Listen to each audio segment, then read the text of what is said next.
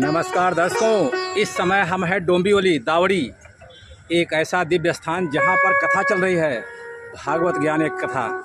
कहते हैं भक्ति में शक्ति, भक्ति में शक्ति जब उमड़ती है तो भगवा रंग में निखरती है। आज यहां पर कथा का द्वितीय दिवस और पूजनीय गुरु जी हमारे साथ उपस्थित हैं। गुरु जी आपको कोटि नमन। हमारे चैनल के माध्यम से गुरु जी क्या कहना चाहेंगे भागवत जो कथा प्रेमी आते हैं उनके लिए? भक्ति ज्ञान विरागाणाम विवेको सहजायते। भक्ति और ज्ञान का यह जो है तो अटूट जो है संगम है और यह ज्ञान गंगा है। जैसे भागीरथी गंगा में भी महाकुंभ लगा हुआ है, उसमें मनुष्य जो है स्नान करके अपने शरीर को शुद्ध करता है। इसी तरह भागीरथी गंगा में शरीर शुद्ध होता है, उसी तरह ज्ञान गंगा में स्नान करके जो है मन शुद्ध होता है। जब तक मन शुद्ध नहीं होगा तो कोई भी कर्म जो है तो निष्फल रहता है।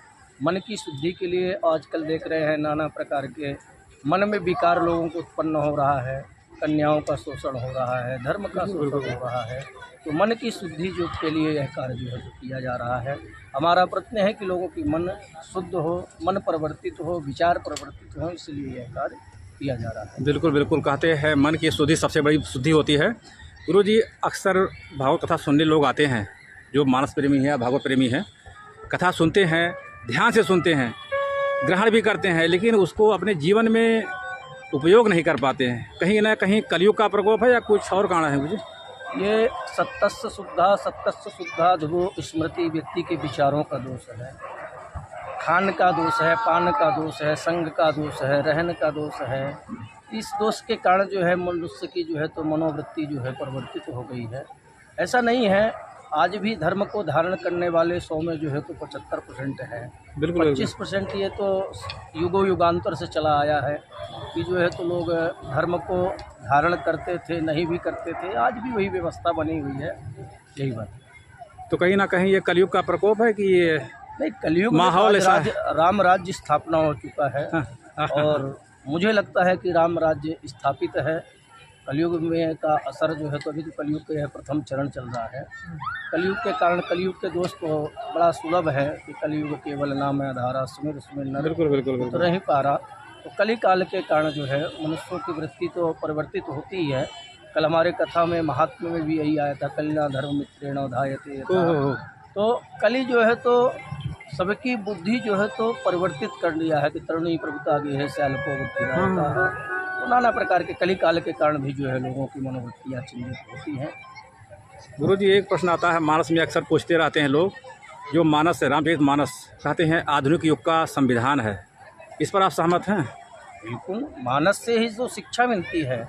मानस तुलसीदास ने रामायण लिखकर गंगा बहा दिया। तुलसीदास ने रामायण रूपी जो गंगा लिखा है और भवसागर पार उतरने को एक नौका बना दिया। मनुष्य के कैसे जीना है, मनुष्य की जीवन शैली कैसी होनी चाहिए, इसीलिए हमारे ये सदग्रंथ लिखे गए हैं।